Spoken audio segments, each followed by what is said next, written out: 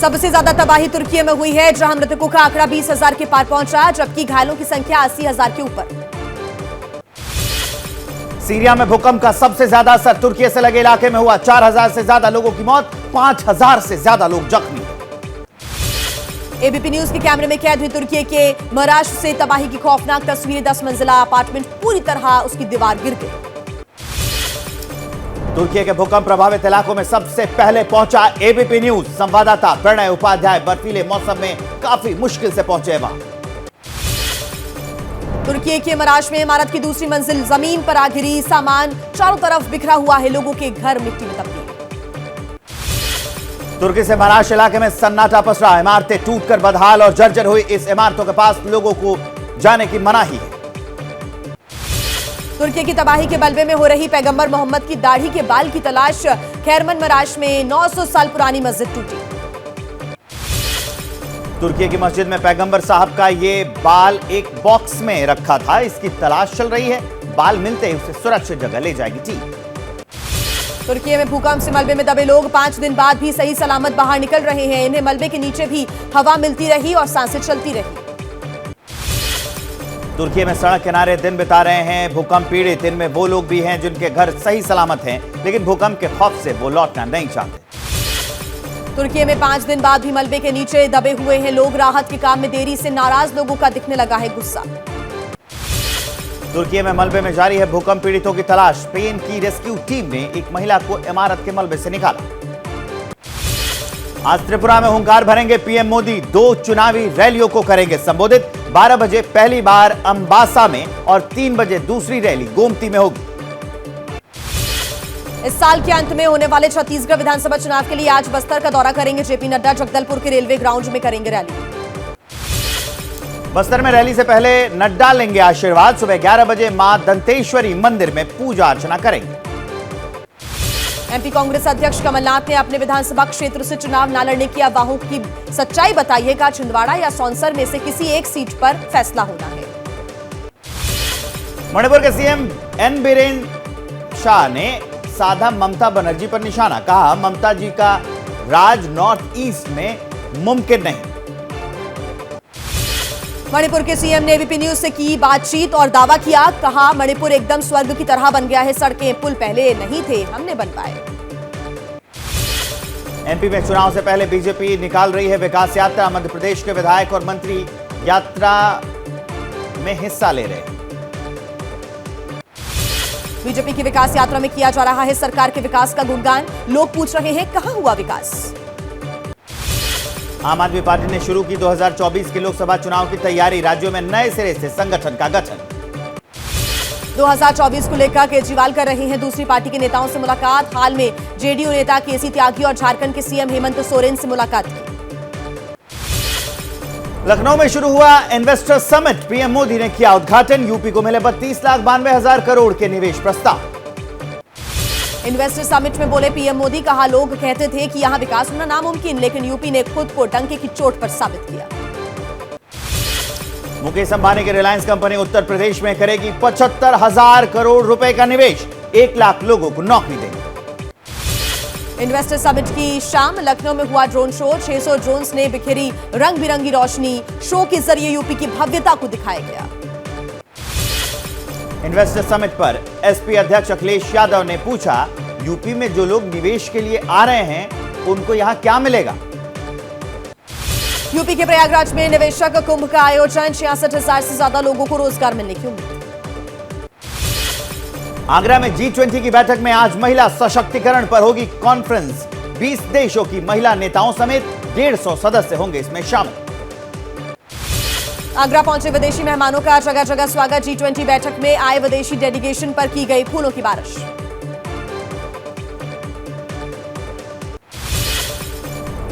महाराष्ट्र को 2 Vande Bharat express train की सौगात मिली है। पीएम मोदी ने हरी झंडी दिखाई। उद्घाटन के बाद पीएम मोदी वंदे भारत ट्रेन में सवार हुए। स्कूली बच्चों से मुलाकात की। स्कूली छात्राओं ने गाना भी गाया। प्रधानमंत्री नरेंद्र मोदी ने हेलीकॉप्टर से ली मुंबई की तस्वीर। कैप्शन दिया hello again Mumbai. Social media पर वीडियो किया शेयर। पीएम मोदी मुंबई में दाऊदी बोहरा समुदाय के कार्यक्रम में पहुंचे। सैफी एकेडमी का किया उद्घाटन। 12 फरवरी को पीएम मोदी देश के सबसे लंबे दिल्ली मुंबई एक्सप्रेसवे का करेंगे उद्घाटन। एक्सप्रेसवे के उद्घाटन से जल्द पूरा होगा सफर।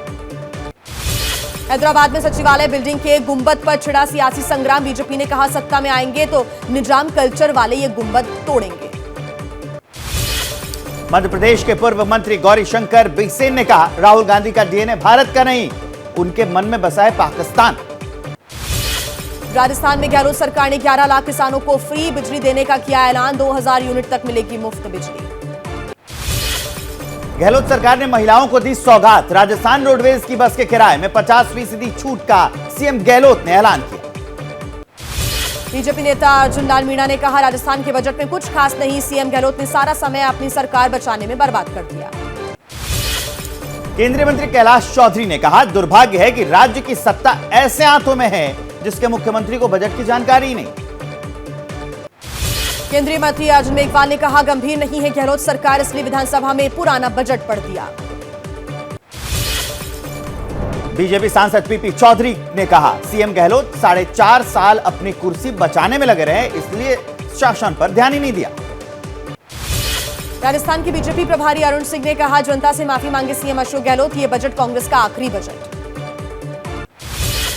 राजस्थान के पूर्व सीएम वसुंधरा राजे ने कहा जिस सीएम के हाथों में बजट सुरक्षित नहीं, उसके हाथ में प्रदेश कैसे सुरक्षित रहेगा।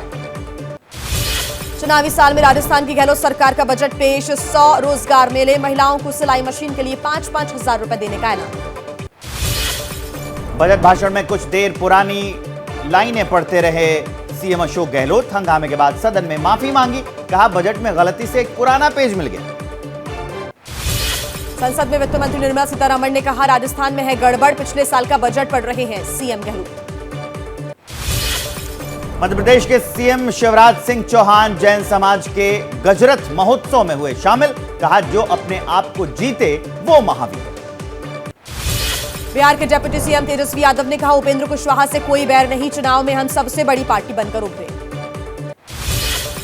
दिल्ली के मेहरौली में अवैध निर्माण पर बुलडोजर चला। अवैध कब्जे के खिलाफ डीडीए का अभियान, अचानक हुए बेघर लोगों का प्रदर्शन।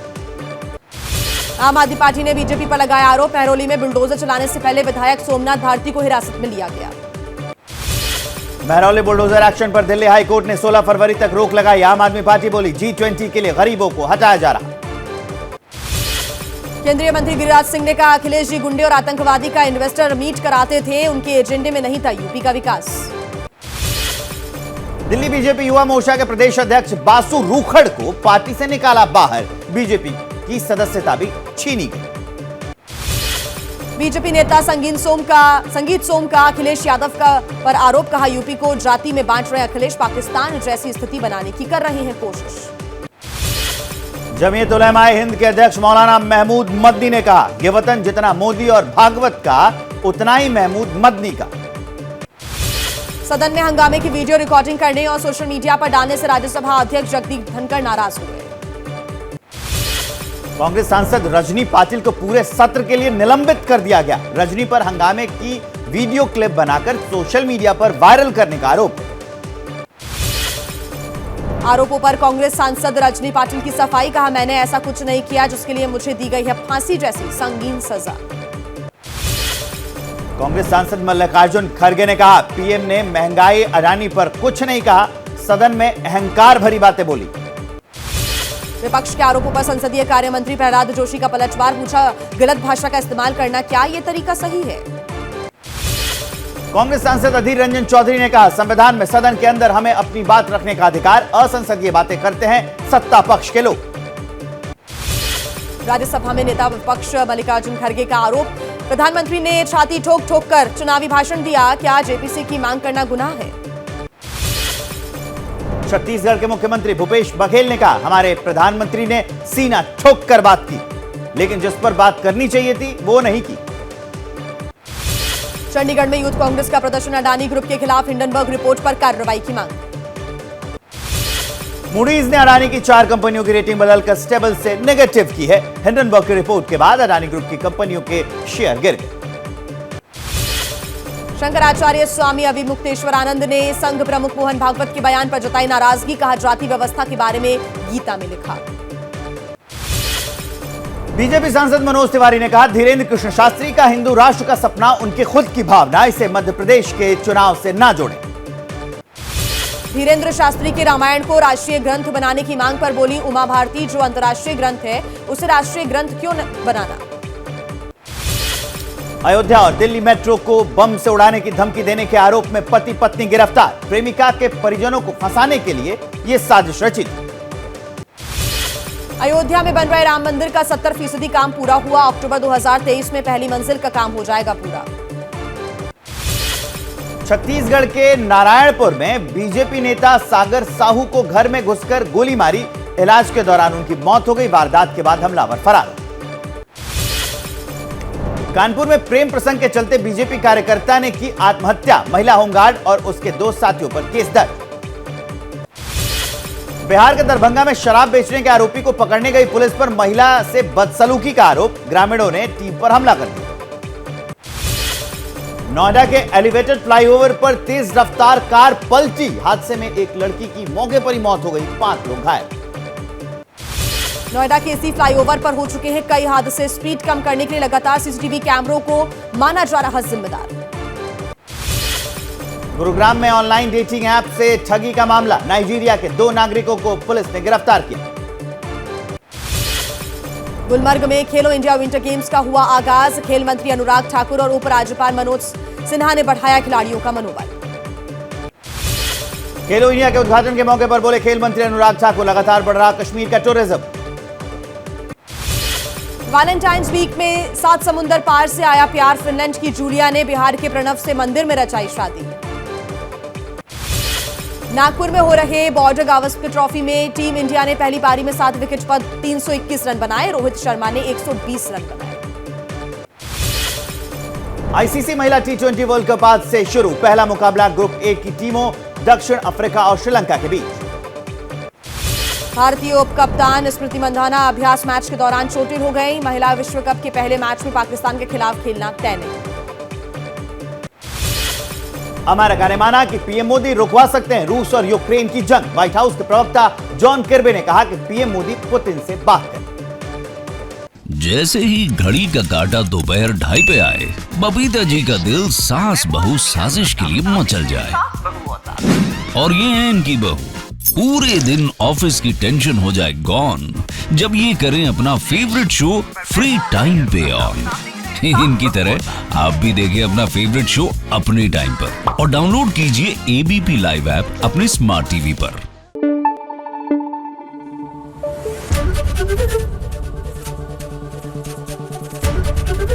एबीपी न्यूज आपको रखे आगे।